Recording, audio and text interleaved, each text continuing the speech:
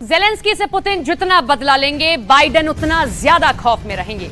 ये रूस की अब तक की सबसे कामयाब नीति साबित हुई है। पुतिन के डर से अमेरिका ने ज़ेलेंस्की को इतने हथियार सौंप दिए हैं कि अब बाइडेन का गोदाम खाली हो चुका है। अगर आज की तारीख में अमेरिका का किसी से सीधा युद्ध हो जाता है तो समझ लीजिए कि बाइडेन के पास लड़ने के लिए हथियार तक नहीं बचेंगे। यह दावा अमेरिका की मीडिया ही कर रही है।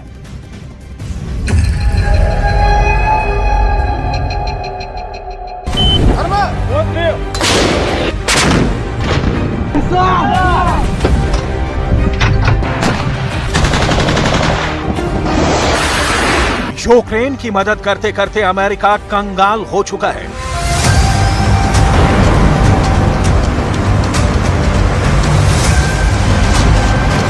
बाइडेन की बेचैनी पूरी दुनिया जान चुकी है।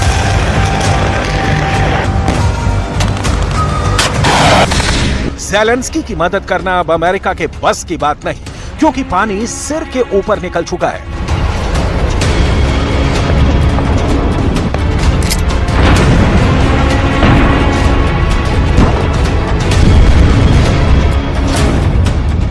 अमेरिका का गोला बारूद वाला स्टॉक खत्म हो चुका है। अमेरिका का गोदाम खाली हो चुका है। यह दावा खुद अमेरिका के मीडिया में किया जा रहा है।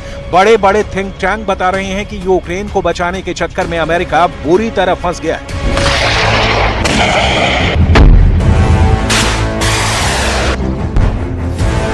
यूक्रेन की $40 अरब वाली मदद का दावा कर रहा अमेरिका अब खुद किसी भी युद्ध के लिए पूरी तरह तैयार नहीं है। व्हाइट हाउस में इस क्राइसिस की चर्चा हो रही है। कुछ आंकड़े तो हैरान कर देंगे।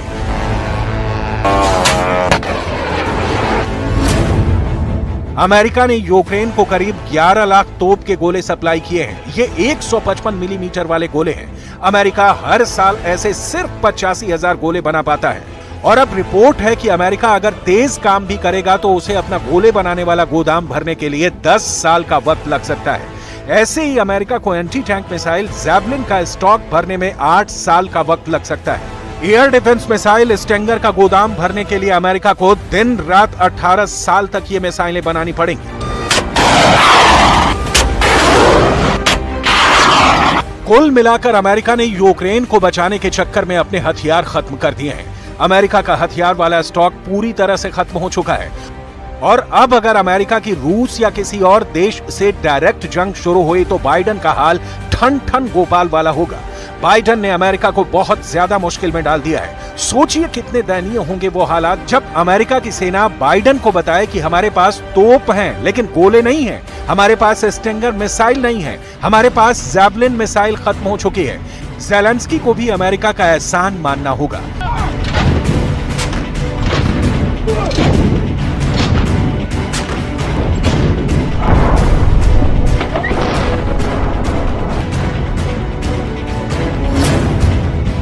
युद्ध की शुरुआत यानी फरवरी 2022 में अमेरिका एक महीने में तोप के 15,000 गोले बना रहा था। तब ज़ेलेंस्की की खातिर अमेरिका ने उत्पादन तिगुना कर दिया और सितंबर 2022 में 45,000 गोले बनाए जाने लगे। ज़ेलेंस्की ने डिमांड बढ़ाई तो जनवरी 2023 में अमेरिका का हर महीने का उत्पादन 90,000 गोलों तक पहुंचा दिया गया। अमेरिका के पास बड़ी बड़ी मिसाइलों की कमी बेशक ना हो, अमेरिका के पास परमाणु बम की किल्लत चाहे ना हो, लेकिन एक पारंपरिक युद्ध जमीन पर आमने सामने वाली लड़ाई में लड़ा जाता है। तोप के गोले नहीं होंगे, रॉकेट नहीं होंगे और अगर एंटी टैंक मिसाइल नहीं होंगी तो युद्ध के हालात में बाइडेन को आज नहीं तो कल पुतिन के सामने सरेंडर करना पड़ेगा। अमेरिका के सामने 4 बड़े दुश्मन हैं। इसमें रूस और चीन अमेरिका के लिए बहुत बड़े चैलेंज हैं, जबकि ईरान और उत्तर कोरिया जैसे देश अमेरिका के लिए वैसे ही हालात पैदा कर सकते हैं जैसा वियतनाम युद्ध में हुआ। इन चारों से लड़ने के लिए अमेरिका का तोपखाना खाली हो चुका है। इन चारों में से एक भी अगर अमेरिका के खिलाफ उतरा तो अमेरिका के सामने हार का संकट गहराने लगेगा। Centre for strategic and international studies की रिपोर्ट है कि अगर चीन के साथ ताइवान स्ट्रेट में युद्ध होता है तो अमेरिका के पास 1 हफ्ते के अंदर हथियार खत्म हो सकते हैं। इससे अंदाजा लगाइए कि अमेरिका कैसे यूक्रेन को बचाने के चक्कर में खुद कुएं में कूद गया है और अब वहां से उसके लिए निकलने का कोई जरिया नजर नहीं आ रहा। अमेरिका ने यूक्रेन को हथियार सप्लाई करने में कोई ब्रेक भी नहीं लगाई, क्योंकि ज़ेलेंस्की ने बताया कि वो इन हथियारों से पुतिन को भारी नुकसान पहुंचा रहे हैं। इनमें एक बड़ा हथियार स्टिंगर मिसाइल है जो वाकई यूक्रेन के काफी काम आई है। यूक्रेन ने रूस के 315 फाइटर जेट और 310 हेलीकॉप्टर मार गिराने का दावा किया है। इनमें ज्यादातर स्टिंगर मिसाइल का ही टारगेट बने हैं।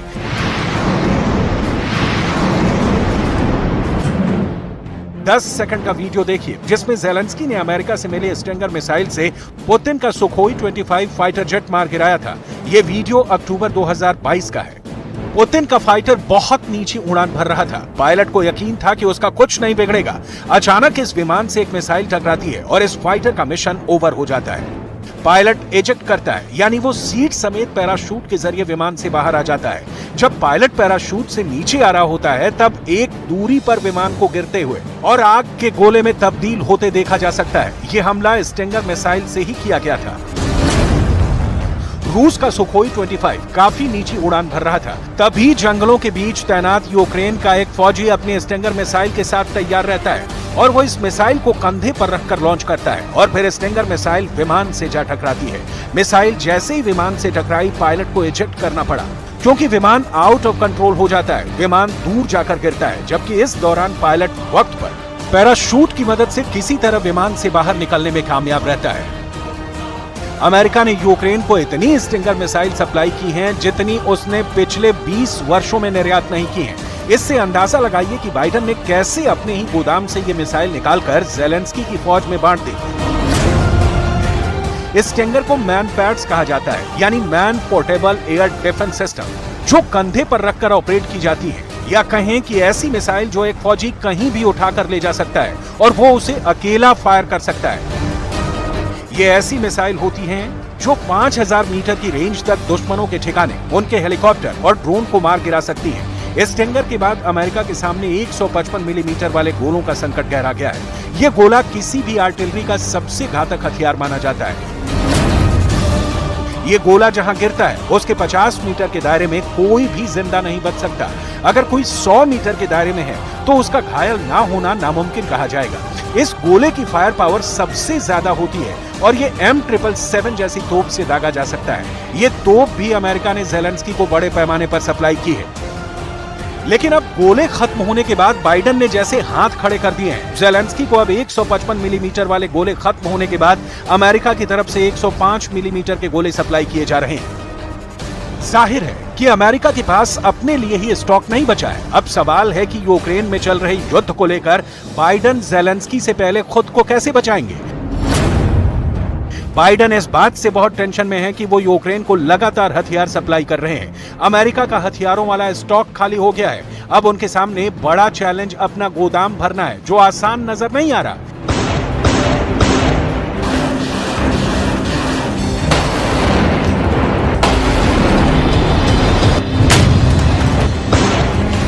ऐसा इसलिए हुआ क्योंकि जेलेंस्की ने नाटो और अमेरिका से लगातार हथियार की डिमांड जारी रखी। वो बार बार कहते रहे कि यूक्रेन के पास बम खत्म हो गए हैं और उनको तो अभी रूस को खदेड़ने के लिए और धमाके चाहिए। इन सबके बीच पुतिन ने अपने हमले और तेज कर दिए हैं, चाहे वो कीव हो, खार्किव हो या फिर ओडेसा। पुतिन के हवाई हमले हर जगह आग बरसा रहे हैं। क्राइमिया ब्रिज पर हुए हमले के बाद पुतिन ने ओडेसा के आसपास ज्यादा कहर मचाना शुरू कर दिया है। Сегодня ночью вооруженные силы Российской Федерации нанесли групповой удар высокоточным оружием морского и воздушного базирования по объектам военной промышленности, топливной инфраструктуры и складам боеприпасов Вооруженных сил Украины в районе города Одесса, а также по авиабазе Канатова Воздушных сил Украины Кировоградской области.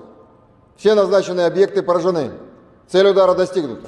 युद्ध को करीब 1.5 साल का वक्त हुआ है और इस दौरान यूक्रेन के अंदर इतने बम बरसे हैं कि जेलेंस्की और पुतिन दोनों ने इसका हिसाब रखना छोड़ दिया है। लेकिन बाइडेन के पास हर गोले का अकाउंट है और यही वजह है कि वो जेलेंस्की नहीं, नाटो भी जेलेंस्की से बहुत ज्यादा नाराज है, क्योंकि इतने बड़े पैमाने पर हथियार खपाने के बावजूद बाइडेन को इस युद्ध का कोई नतीजा निकलता नजर नहीं आ रहा।